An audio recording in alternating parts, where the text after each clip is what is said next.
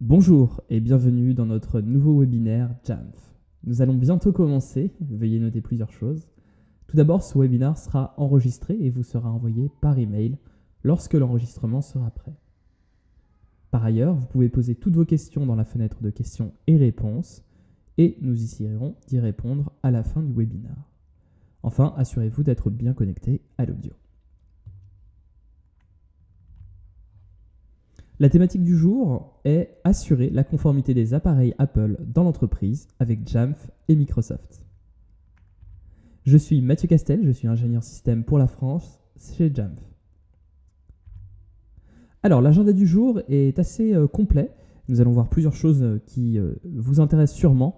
Tout d'abord, c'est le partenariat que nous avons avec Microsoft, nous Jamf, qui maintenant date de plusieurs années et qui continue chaque année de s'étoffer.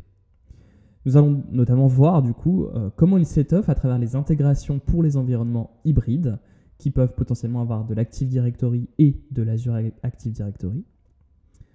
Enfin, nous verrons deux autres thématiques importantes qui est la partie conformité, ce qu'on appelle aussi Device Compliance ou Conditional Access, accès conditionnel, à la fois pour macOS et iOS. Et enfin, nous verrons également comment vous pouvez garantir à vos employés et sécuriser l'accès aux applications Office 365. Avant toute chose, parlons de Jamf pour ceux qui ne nous connaissent pas encore. Donc Jamf, ça fait maintenant 18 ans que nous existons et nous aidons les organisations à réussir avec Apple. Initialement, Jamf était une solution MDM qui s'appelait Jamf Pro au centre de cette brique de solution. Et le portfolio de Jamf s'est élargi et offre aujourd'hui un portefeuille de solutions de type entreprise pour aider à gérer d'autres problématiques de l'entreprise, mais également d'autres milieux comme l'éducation ou les petites et moyennes entreprises qui peuvent également avoir des appareils Apple au sein de leurs organisations. Alors, pour les briques de solutions que nous avons rajoutées, notamment ces dernières années, nous avons Jamf Connect, qui permet d'avoir une authentification fluide du Mac et la gestion de l'identité, ainsi que Jamf Protect, qui a été rajouté l'année dernière et qui permet aux entreprises d'avoir une solution de protection des endpoints pensée spécifiquement pour macOS. Bien entendu, nous gardons notre métier du MDM avec au cœur de nos solutions la gestion des appareils Apple avec Jamf Pro, mais également pour les petites entreprises Jamf Now et pour les écoles et le milieu de l'éducation Jamf School qui est adapté notamment pour les enseignants. Entre tout ça, nous avons une grande communauté avec plus de 100 000 administrateurs Apple qui sont peut-être vos collègues, qui sont inscrits sur cette communauté qui s'appelle la Jamf Nation et sur lequel ils échangent autour de nos solutions et surtout autour de la gestion d'appareils Apple au sens large. Aujourd'hui, au dernier décompte, nous avons plus de 47 000 organisations à travers le monde qui font confiance à Jamf pour gérer, et ça c'est un point important, plus de 20 millions d'appareils Apple. Parmi lesquels on retrouve notamment les 9 des 10 plus grandes sociétés technologiques comme IBM ou SAP par exemple. Plus de la moitié du CAC 40 en France est aujourd'hui client Jamf et utilise nos solutions pour gérer leurs appareils Apple en entreprise. Mais nous retrouvons aussi fortement Jamf dans le secteur de l'éducation, notamment avec Jamf School, avec plus de 14 000 écoles qui utilisent Jamf pour gérer les appareils confiés à leurs élèves. Dans deux secteurs qui nous tiennent aussi à cœur, il s'agit des marques et des agences de communication, nous sommes également très présents. Ce qui fait notre marque de fabrique, c'est notre spécificité à l'écosystème Apple et donc notre engagement d'être maintenant depuis plus de 8 ans compatible dès le premier jour pour l'ensemble de nos solutions avec les nouveaux OS d'Apple. 2020 ne fait pas exception puisque nous sommes dès le premier jour compatibles avec macOS Big Sur ainsi que les nouveaux Mac équipés de processeurs Apple Silicon M1 ainsi que les OS mobiles iOS 14, iPadOS 14 et pour les Apple TV et pour les fans d'Apple TV, la dernière version de tvOS. Pendant ces 8 dernières années, Jamf a supporté dès le premier jour toutes ces nouvelles plateformes et à supporter les nouvelles fonctionnalités qui étaient apportées par ces nouvelles plateformes. Alors zoomons plus spécifiquement sur le partenariat qui lie aujourd'hui, et puis l'intégration aussi qui lie aujourd'hui Jamf et Microsoft. Si on regarde un petit peu dans le rétroviseur et qu'on regarde un petit peu ce qui s'est passé ces dernières années, tout a commencé en 2017, ça fait maintenant 4 ans, avec le premier partenariat entre Jamf et Microsoft qui porte sur l'accès conditionnel sur macOS. Nous y reviendrons dans un instant. Et c'est vrai que nous avons travaillé maintenant main dans la main pour permettre aux utilisateurs de niveau entreprise de continuer leur intégration entre l'écosystème Apple et l'écosystème Microsoft afin de pouvoir intégrer le mieux possible les appareils macOS ainsi que iOS et iPadOS dans cet écosystème. Alors, si on regarde un petit peu sur ces dernières années, ça s'est accéléré également avec l'arrivée d'Azure AD SSO pour Jamf Pro, qui a été complété très récemment en 2021 avec une intégration du Graph API d'Azure AD pour Jamf Pro, qui est arrivé avec la version de Jamf Pro 10.27. Et puis nous avons également l'arrivée de Jamf Connect en 2019, qui est un grand changement, un grand bouleversement pour les entreprises qui choisissent d'avoir des Mac et de l'Azure AD, puisque Jamf Connect permet la synchronisation entre Azure AD et les comptes locaux macOS, qui permet d'avoir une compatibilité très intéressante. Et puis, nous y reviendrons tout à l'heure, nous avons également la conformité des appareils iOS et iPadOS, qui est un petit peu la suite de l'accès conditionnel sur macOS, qui est arrivée en toute fin d'année dernière. Alors, maintenant parlons des intégrations pour les environnements hybrides. Et donc, nous allons voir un petit peu quels sont les environnements qui existent en entreprise et aujourd'hui, comment Jamf est capable de répondre à ces spécificités. Alors, le dilemme auquel de nombreuses organisations sont confrontées est finalement qu'elles disposent de données dans Microsoft Azure AD, mais également dans Office 365, donc pour les entreprises qui font le choix d'avoir un écosystème Microsoft. Et toutes ces données sont finalement ce dont les utilisateurs ont besoin pour travailler. Et donc, ces organisations ont également un certain nombre de plateformes différentes à prendre en charge et elles peuvent avoir un mélange de macOS et de Windows ou même peut-être de macOS et de clients légers web. Dans l'environnement de travail à distance, avec le développement fort du télétravail ces derniers mois, la situation est d'autant plus complexe que les utilisateurs disposent d'appareils à plusieurs endroits et surtout hors du réseau. L'accès conditionnel avec Azure AD facilite cette situation en autorisant l'accès qu'aux appareils de confiance et en répondant à cette problématique. Quand on parle d'appareils Apple, les intégrations de macOS et des appareils mobiles avec Azure et Microsoft Endpoint Manager comblent cette lacune, ce qui permet à des appareils d'être à la fois enrôlés dans Jamf en tant que service MDM complet, mais aussi enregistrés, et ça c'est une notion importante, dans Azure AD, afin d'avoir un statut lié à un ID Azure AD pour accéder aux données d'Office 365 et même bien plus. Donc ça c'est vraiment la notion clé d'enregistrement dans Azure AD et d'enrôlement dans Jamf qu'il faut bien avoir en tête avant la suite de cette présentation. Alors, on va parler maintenant de cet usage hybride et le lien que l'on peut avoir en conformité des appareils macOS et iOS avec Office 365 et peut-être même encore plus en termes d'application de l'entreprise. Alors, on va commencer déjà avec l'accès conditionnel sur macOS. Comment finalement je suis capable de permettre à mes utilisateurs sur macOS d'accéder aux ressources protégées de l'entreprise et uniquement ceci sur des appareils qui seraient de manière conditionnelle conformes à une politique de sécurité qui aurait été définie par l'entreprise. Alors, Jamf Pro et Microsoft Endpoint Manager sont tous les deux, sur le marché en tout cas, vus comme des MDM, c'est-à-dire des Mobile Device Management Solutions. Donc ces solutions de gestion d'appareils vont permettre d'enrôler un certain nombre d'appareils qui sont des appareils de type macOS, iOS, iPadOS, tvOS pour Jamf Pro et potentiellement des appareils d'autres plateformes comme Windows pour Microsoft Endpoint Manager. Sauf que avec les règles d'Apple, il n'est possible d'associer un seul profil MDM par appareil macOS. Donc, comment faire cohabiter deux services, Microsoft Endpoint Manager et Jamf Pro. Donc c'est là qu'on arrive sur le schéma d'accès conditionnel sur macOS. Alors, la première chose à faire, c'est... Alors, je suis désolé, un petit peu, ce schéma est un peu complexe, mais je vais passer du temps à le commenter. Et puis surtout, nous allons voir ensuite comment cela réagit sur l'appareil. Donc la première chose à faire, c'est d'enrôler l'appareil dans Jamf. À ce moment-là, à partir du moment où l'appareil est enrôlé dans Jamf, vous voyez qu'en dessous, nous avons un petit trousseau de clés qui est l'icône du keychain de macOS. Et donc, le Mac est aussi enregistré auprès d'Azure Active Directory au moment de l'enrôlement. Donc, on a un double enregistrement.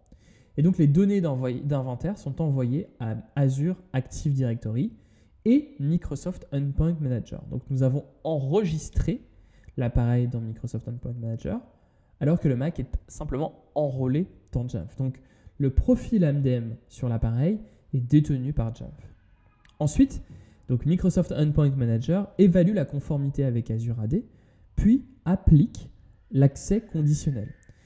Alors, ça, c'est vraiment le point clé. C'est-à-dire que dans Microsoft Endpoint Manager, vous allez définir votre politique de conformité de vos appareils, quels sont les Macs qui sont autorisés à accéder aux ressources.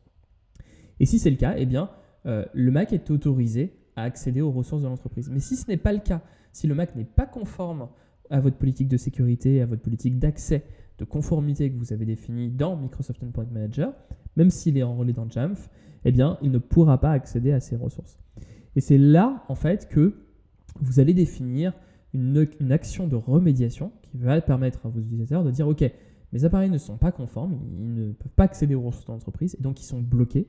Et je propose à mon utilisateur des mesures correctrices afin qu'il puisse, par exemple, renforcer sa politique de sécurité sur le Mac, installer par exemple un profil de sécurité complémentaire, ou même rajouter un code d'accès si la session de son Mac n'est pas protégée par un code d'accès, ou même s'il n'est pas suffisamment fort en termes de sécurité.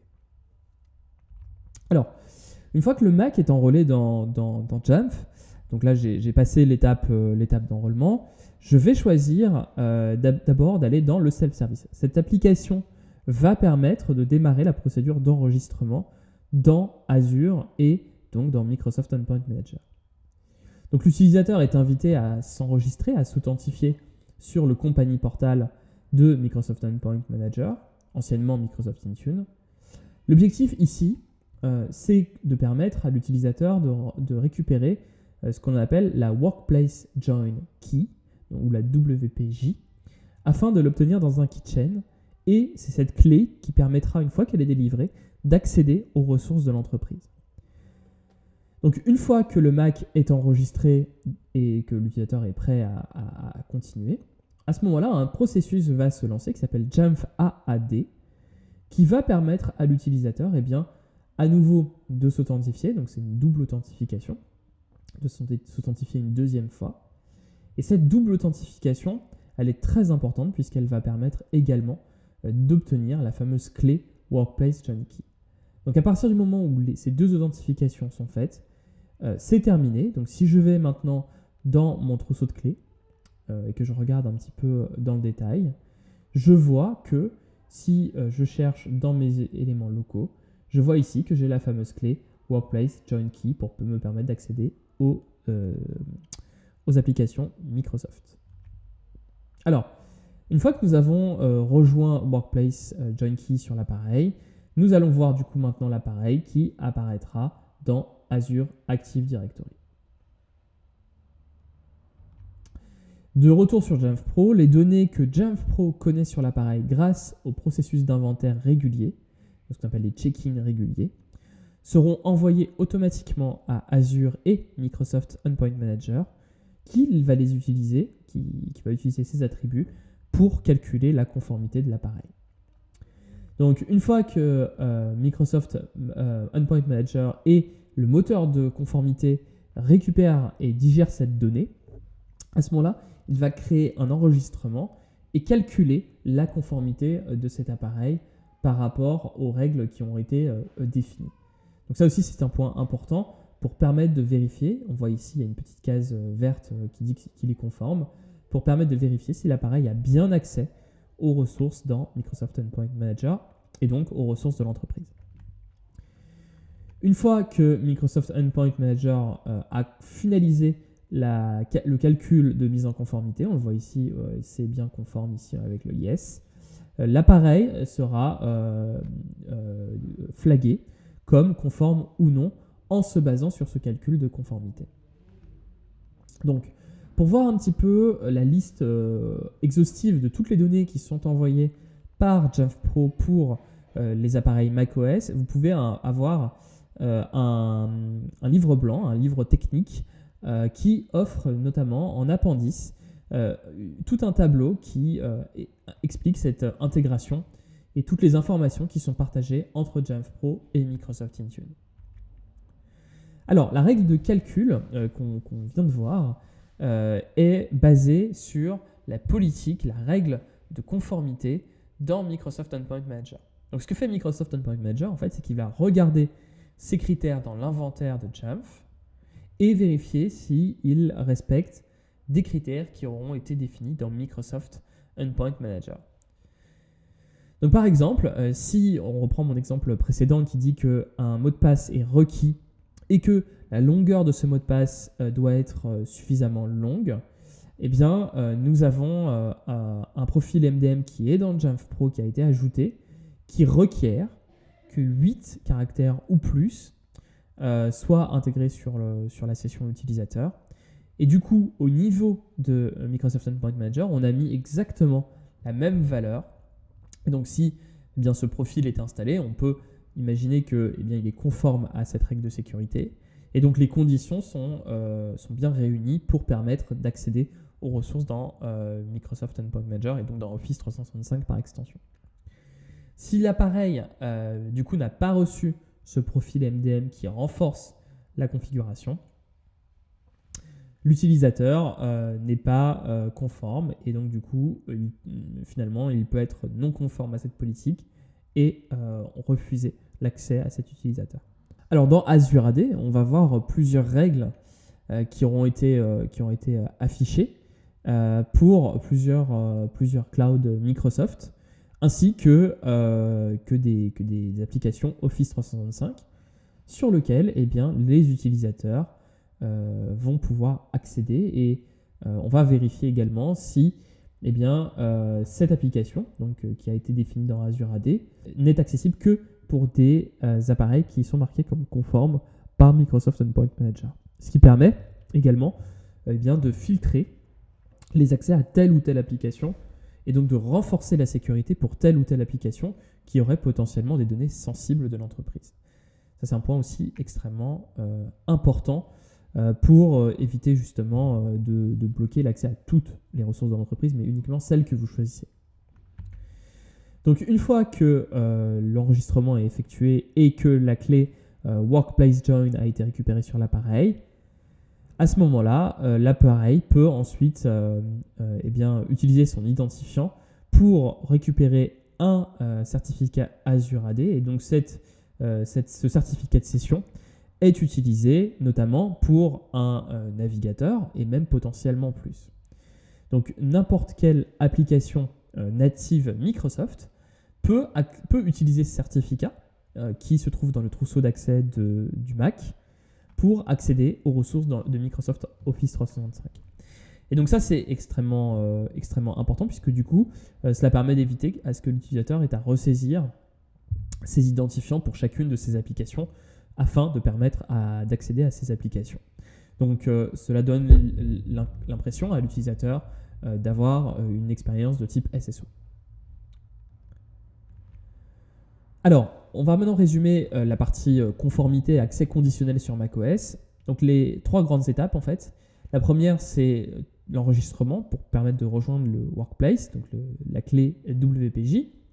Donc une fois que eh bien, le compagnie portal de Microsoft Endpoint Manager et la règle Jamf sont exécutées, donc cette règle qu'on a vue tout à l'heure qui permet d'enregistrer le Mac dans Azure, eh bien, la clé WPJ va être récupérée sur les Macs pour permettre d'identifier l'appareil en tant qu'appareil de confiance sur Office 365. De la même manière, les applications, comme je viens de le dire, Safari ainsi que les applications Office natives utilisent cette clé WPJ pour s'authentifier auprès des services Azure et l'utilisateur n'a plus besoin de se réauthentifier. Donc, c'est ce qu'on peut appeler du SSO ou en tout cas diminuer le plus possible l'empreinte utilisateur sur la partie authentification. Et enfin, et ça c'est un point important, cette conformité est regardée, vérifiée par Microsoft Endpoint Manager en continu et par Jamf Pro. Et les données d'inventaire qui sont collectées sur le Mac à travers l'agent Jamf par Jamf Pro sont envoyées à Azure. Et de cette manière-là, l'enregistrement Microsoft Endpoint Manager et Azure AD sont consultés et analysés dans Azure.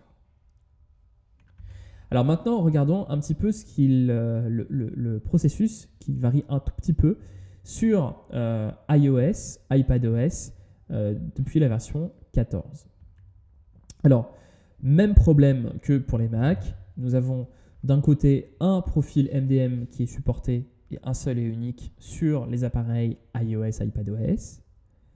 Et nous avons deux services, Jamf d'un côté, Jamf Pro, et Microsoft Endpoint Manager qui est associé avec Azure AD. Donc, comment à nouveau faire cet enregistrement, ce double enregistrement sur deux MDM alors qu'on ne peut en supporter qu'un seul.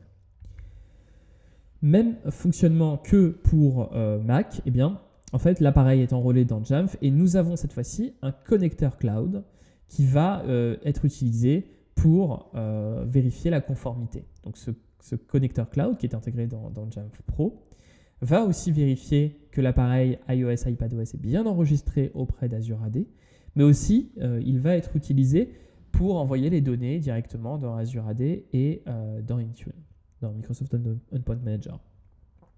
Donc à nouveau, Azure AD va appliquer l'accès conditionnel et si l'appareil n'est pas conforme, il est bloqué et des mesures correctrices sont proposées. Mais si l'appareil est conforme, à nouveau, il a accès sans problème aux ressources de l'entreprise. Donc, le processus est un peu différent que la version Mac, déjà parce qu'on n'est pas sur la même plateforme, mais aussi parce que nous avons besoin d'avoir une application supplémentaire qui s'appelle Microsoft Authenticator pour pouvoir effectuer l'enregistrement sur l'appareil iOS ou iPadOS. Donc, je suis sur mon appareil mobile. Donc voilà comment ça fonctionne. Je vais aller directement dans le self-service. Je m'enregistre en utilisant la règle qui se trouve dans le self-service et je suis redirigé tout de suite vers Microsoft Authenticator qui me demande de m'enregistrer. Voilà. Optionnellement, je dois mettre mon code ou mon Touch ID ou mon Face ID si besoin.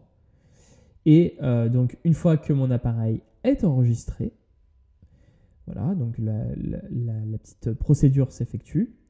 On va le retrouver directement et dans Self-Service, on nous dit que je suis bien enregistré avec l'écosystème Microsoft et donc j'ai accès, si je ferme mes applications, à mes applications Microsoft. Donc là, voilà, j'ai bien été enregistré. Donc une fois que l'appareil est enregistré, Jamf Pro, de cette manière-là, va envoyer un flag, un drapeau à Azure AD, qui se base sur des smart groups de mise en conformité et l'appartenance de ces appareils dans ce smart group. Donc dans cet exemple-là, j'ai un smart group qui est utilisé pour ma conformité et qui va regarder à nouveau que j'ai un mot de passe sur mon iOS, mon iPad ou mon iPhone et la présence en plus, on voit ici dans ce smart group, alors c'est un petit peu blanchi, mais vous voyez ici qu'on vérifie qu'il y a aussi un profil 802.1x pour accéder aux ressources de l'appareil et notamment aux ressources réseau de l'entreprise. Et donc cette double appartenance dans l'appareil est fortement customisable, fortement personnalisable et on peut définir n'importe quel critère pour vérifier que la conformité a bien été passée. Donc c'est les smart groups cette fois-ci qui vont contrôler la conformité de Jamf. Donc une fois que l'appareil est présent dans ce smart group, à ce moment-là, on peut regarder au niveau d'Azure AD. On voit ici que l'appareil a bien été activé, il a bien été enregistré dans Azure AD. Donc on voit ici Azure AD Registered et on voit qu'il est conforme et que c'est un appareil iOS. Alors il se base sur l'appartenance de l'appareil dans le Smart Group que nous avons vu précédemment et à ce moment-là, l'appareil est bien mis en conformité. Du côté d'Azure AD, de la même manière, vous avez simplement une politique d'accès conditionnel à mettre en place, comme pour Mac, pour vérifier la valeur de la conformité et également de vérifier qu'un appareil est bien autorisé ou non à accéder à des applications. Donc vous mettez en place ce qu'on appelle une baseline pour iOS et iPadOS, et dès lors que les quatre conditions sont sélectionnées, à ce moment-là, on autorise l'accès à telle ou telle ressource de l'entreprise contrôlée par Azure AD. Donc sur l'appareil, on va ouvrir l'application Outlook et donc on va simplement s'authentifier. Donc je m'authentifie pour obtenir l'accès à mon email. Donc je mets simplement mon email ici. Voilà, ça prend quelques minutes. Et en fait, surtout ce que vous allez voir dans un instant, c'est que l'appareil a déjà été enregistré avec Microsoft Authenticator. Et donc, plutôt que de saisir mon mot de passe utilisateur, je suis renvoyé vers Microsoft Authenticator, qui lui vérifie la conformité de l'appareil. Et à ce moment-là, je n'ai pas à ressaisir mon mot de passe, j'ai directement accès à mes messages, à ma boîte de réception, et la conformité est bien contrôlée par l'appareil. Voilà, alors si on regarde un petit peu à nouveau, qu'on récapitule, l'appareil iOS va cette fois-ci regarder le self-service. Donc l'utilisateur va lancer l'enregistrement à partir du même endroit où il reçoit les applications ainsi que potentiellement des e-books, des livres de l'organisation. Donc c'est une application qu'il connaît déjà. Ensuite, il va utiliser l'application Microsoft Authenticator. Et c'est cette application qui fait la demande et qui gère la demande d'enregistrement pour Microsoft Endpoint Manager et qui va donner à l'utilisateur ce qu'on appelle un jeton MSAL qui va être utilisé pour s'authentifier en tant qu'appareil enregistré par Azure AD. Donc ce jeton MSAL, c'est lui qui en fait va passer cette authentification à Outlook et qui va dire que l'appareil est bien enregistré. Et enfin, les données de l'inventaire de Jamf Pro, à nouveau comme sur Mac, sont envoyées à Azure. On va récupérer notamment le nom de l'appareil ou même le système d'exploitation, ainsi surtout que le statut de conformité de Jamf Pro. Voilà, alors pour récapituler, nous avons vu aujourd'hui dans ce webinaire plusieurs choses. Tout d'abord, le partenariat qui existe entre Jamf et Microsoft. Nous avons également vu les intégrations qu'il y avait entre l'écosystème Jamf, l'écosystème Apple et les environnements hybrides, notamment Microsoft. Nous avons également vu la conformité des appareils macOS et iOS et utiliser cette conformité pour sécuriser les applications, l'accès aux applications Office 365. Avant de nous quitter et de passer à la partie questions-réponses, je voulais parler de plusieurs ressources complémentaires qui sont toujours importantes, notamment quand on parle de Jamf et de la façon dont aujourd'hui nous suivons et nous aidons nos clients à réussir avec Apple. Donc la première chose, c'est que si vous avez besoin d'aide pour effectuer ces intégrations avec l'écosystème Microsoft ou même pour continuer votre intégration de Jamf au sein de l'organisation, pour ceux qui sont déjà clients, vous avez déjà sûrement passé ce qu'on appelle un Jumpstart. Donc le Jumpstart, c'est vraiment quelqu'un de Jamf ou certifié Jamf Pro qui vient sur place, chez vous ou même à distance en ces temps de pandémie, va effectuer une intégration et vous former à l'usage de Jamf au sein de l'entreprise. Donc ça, c'est un point important. Et si vous avez besoin d'avoir plus de services, nous tenons à distance pour continuer à vous aider au quotidien. Et puis quand on parle de quotidien, on parle aussi bien sûr de support. Donc nous avons un support de niveau mondial d'experts de l'écosystème Apple à travers le monde. Et nous offrons pour nos clients qui ont souscrit à l'option Premium Support, un support 24 heures sur 24, 7 jours sur 7, ce qui est un point aussi important pour soutenir votre flotte et vos utilisateurs à n'importe quel moment du jour ou de la nuit. Et enfin, nous offrons une certification, des règles de certification en classe ou à nouveau à distance. Et vous pouvez rapidement devenir un expert de Jamf et bien surtout enrichir vos connaissances de Jamf à travers ces formations en classe ainsi que des ressources en ligne. Et bien sûr, nous ne serions rien sans nos clients et nous avons prouvé notre apport aux clients et notre confiance à nos clients. Et nos clients nous rendent cette confiance à travers la communauté Jamf Nation. Et donc c'est un forum en ligne qui est finalement la maison, la famille de plus de 100 000 administrateurs Apple IT focalisés qui apprennent les uns des autres, qui discutent des meilleures pratiques et qui permettent d'avoir un grand nombre d'accès à des ressources et à des outils de tierce partie. Vous pouvez dès à présent vous créer un compte sur Jamf Nation et rejoindre la discussion. La phase de questions et réponses, et on va commencer tout de suite par une première question qui est apparue dans le chat. Alors une question très intéressante, est-ce qu'il est possible de connecter Jamf Pro à un Azure AD hybride, ou finalement est-ce que ça fonctionne uniquement si l'AD n'est pas hybride et 100% basé sur le cloud? Donc excellente question. Alors d'un point de vue de Microsoft, les deux fonctionnent. Donc effectivement, il y a des limitations, donc ce qu'on appelle plutôt liées à de l'ADFS, donc ça c'est plutôt une intégration hybride avec de la fédération, des Federation Services, Active Directory Federation Services, qui va être hybride entre Azure AD et l'AD on-prem. Donc cet ADFS offre des limitations plutôt pour un autre composant qui s'appelle Jamf Connect. Mais en ce qui concerne Jamf Pro, puisque là, la conformité, contrôle de conformité est uniquement dans Jamf Pro, les identités devraient fonctionner exactement de la même façon.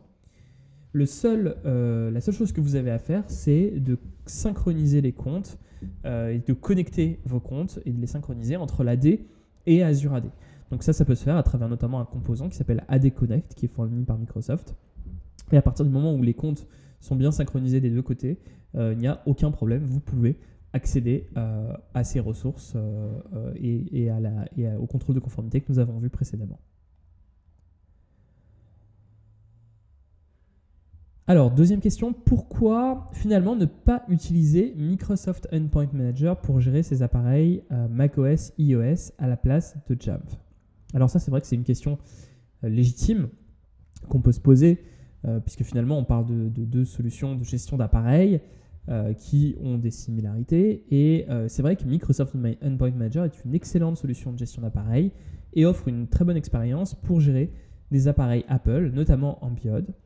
Et surtout, et c'est là où en fait cela doit éclairer votre choix, c'est est-ce que vous avez ou pas besoin de toutes les possibilités qui sont offertes par Jamf. Donc si vous n'avez pas besoin de tout ce que l'on offre, oui, Microsoft Endpoint Manager c'est une bonne option.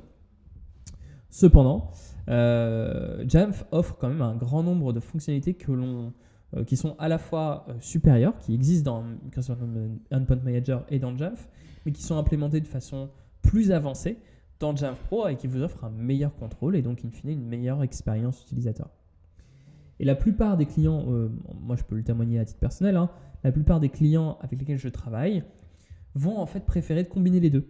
Combiner Microsoft Endpoint Manager et Jamf pour les appareils qui seront plutôt gérés par l'entreprise, donc des appareils qui ont été achetés, qui ont été offerts ou confiés aux salariés et qui les utilisent pour travailler au quotidien avec des applications métiers, des ressources de l'entreprise.